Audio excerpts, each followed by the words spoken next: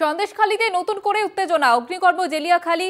শাহজাহান ঘনিষ্ঠ তৃণমূল নেতা শিবু হাজরা পোল্ট্রি ফার্মে আগুন। শিবু হাজরা উত্তম সর্দারকে গ্রেপ্তারের দাবি, ক্ষোভে ফুঁসছেন এলাকার বাসিন্দারা।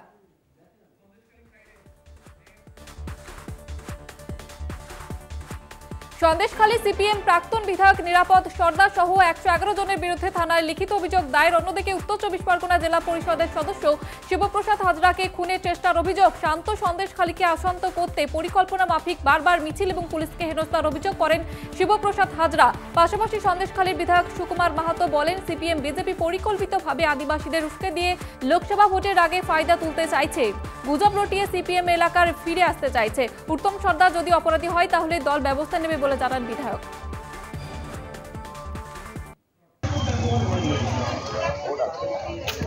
এগুলো সবই মিথ্যে অভিযোগ। কাল থেকে সন্দেশখালী কোনো তৃণমূল কংগ্রেসের বাড়িতে নেই, কারণ আগের দিন হঠাৎ করে বাস লাঠি দিয়ে সন্ধেবেলা যখন আমাদের মিটিং শেষ হয়, তারপরে দল বেঁধে অতর্কিত আক্রমণ।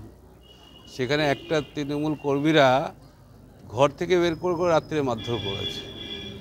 ফলে যেই দুষ্কৃতীরা যারা করেছে তাদের তাণ্ডব, এবং এতে তৃণমূল কংগ্রেসের কোনো অভিযোগ, এসব মিথ্যে অভিযোগ, এগুলো টোটাল পরিকল্পিত অভিযোগ। সিপিএম বিজেপি নেতারা তারা পাড়ায় পাড়ায় বিভিন্ন রটাচ্ছে, উস্কানি দিচ্ছে, মানুষকে ভয় দেখাচ্ছে।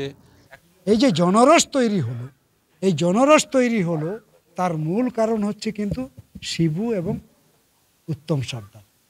কারণ পুলিশ বলেছিল টাকা ফেরত দেবে, সে টাকা ফেরত দিল না, তার বিরুদ্ধে অভিযোগ।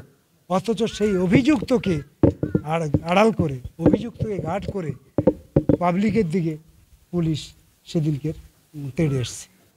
এইটা যখন ঘটে গেল, যখন প্রতিদিন মানুষ এবার আসা শুরু করলো, তখন এরা দেখলো যে আর উপায় নেই, এবার তো আমাদের বিপক্ষে চলে যাচ্ছে, তাহলে পাল্টা আমাদেরকেই কেস করে দেওয়া দরকার। শিবু বাড়িতে বসে বসে বড়বাবুর সঙ্গে লাইন করে এখন 111 জনের নাম দিয়েছে, তাতে 1 নম্বরের নাম হচ্ছে নিরাপদ সর্দার। তোলার টাকা না দেওয়ায় পানিহাটিতে বিজেপি নেতার দাদাগিরি, রড দিয়ে মারধর চাল ব্যবসায়ী অমিত কুণ্ডু সহ বৃদ্ধ মাকে। অভিযোগ বিজেপি নেতা বিশাল দাসের বিরুদ্ধে। পানিহাটি 21 নম্বর ওয়ার্ডের বাসিন্দা অমিত বাবু দীর্ঘ 6 বছর ধরে চালের ব্যবসা চালাচ্ছেন। তার সঙ্গে থাকেন 70 বছরের বৃদ্ধা মা এবং বোন। স্থানীয় বিজেপি নেতা বিশাল দাস অমিতের কাছে তোলার টাকার জন্য একাধিকবার হাজির হয়। সেই টাকা না দিয়ে অবশেষে বিজেপি চাল ব্যবসায়ী সহ তার মাকে মারধর করেন ওই ব্যবসায়ী। ঘটনার জেরে আতঙ্কিত অমিতের পরিবার। গোটা ঘটনার বিষয়টি খতিয়ে দেখছে ঘোলা থানার পুলিশ। লক্ষ্মীর ভান্ডারে ভাতার অঙ্ক বাড়ায় খুশি ইন্দাসের দিঘল গ্রামের মহিলারা। তৃণমূলের তরফে করানো হলো মিষ্টিমুখ। বৃহস্পতিবার এই ঘোষণার পরে ইন্দাস ব্লকের দিঘল গ্রামে তৃণমূলের একটি কর্মসূচিতে যোগ দেওয়া মহিলারা উচ্ছ্বাসে ফেটে পড়েন। বছর কয়েক আগে রাজ্যের মুখ্যমন্ত্রী মমতা বন্দ্যোপাধ্যায় রাজ্যের মহিলাদের জন্য লক্ষ্মীর ভান্ডার প্রকল্পের কথা ঘোষণা করেন। রাজ্য বাজেটে মুখ্যমন্ত্রী মমতা বন্দ্যোপাধ্যায়ের উন্নয়নমুখী সিদ্ধান্তের জন্য ধন্যবাদ জ্ঞাপন তৃণমূলের। ধন্যবাদ জানাতে রাজ্য জুড়ে উদযাপন ঘোষণা। শনিবার 5000-এরও বেশি মহিলা কর্মীরা ব্লক ভিত্তিক মিটিং করবে। এদিন গোলপার্ক থেকে হাজরা পর্যন্ত পদযাত্রার আয়োজন করা হয়েছে। শনিবার দুপুর 3টে থেকে শুরু হবে এই মিছিলে উপস্থিত থাকবেন রাজ্যের অর্থ প্রতিমন্ত্রী চন্দ্রিমা ভট্টাচার্য। কেন্দ্রের বরাদ্দ না আসা সত্ত্বেও রাজ্যই এই উন্নয়নমুখী পদক্ষেপের প্রশংসায় মিছিল। গঙ্গাসাগরের ওপরে সেতু নির্মাণের সিদ্ধান্ত নিয়ে আনন্দিত সাগরবাসী। মুখ্যমন্ত্রীর সিদ্ধান্তে তাদের দীর্ঘদিনের স্বপ্ন পূরণ হতে চলেছে।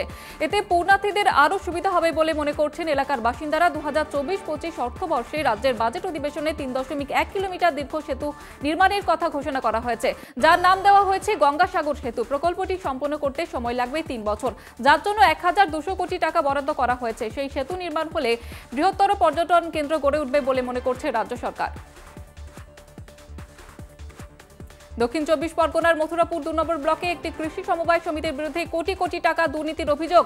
ধান কেনায় 55 কোটি ভুয়ো লেনদেনের অভিযোগ উঠছে মথুরাপুর 2 নম্বর ব্লকে নন্দকুমারপুর পঞ্চায়েতের কৈলাসপুর সমবায় কৃষি উন্নয়ন সমিতি লিমিটেড গ্রাহক প্রায় 6000। 3 বছরের বেশি সময় ধরে এই সমবায় সমিতির বিরুদ্ধে একাধিক বেনিয়মের অভিযোগ তুলছেন গ্রাহক এবং সদস্যরা। সম্প্রতি 2022 এবং 23 অর্থবর্ষের অডিট রিপোর্ট আসার পরে দুর্নীতি প্রকাশ্যে আসে। সেই রিপোর্ট থেকে জানা যায় ওই অর্থবর্ষে 1 কোটি 39 লক্ষ টাকা লোকসান করেছে সমিতি।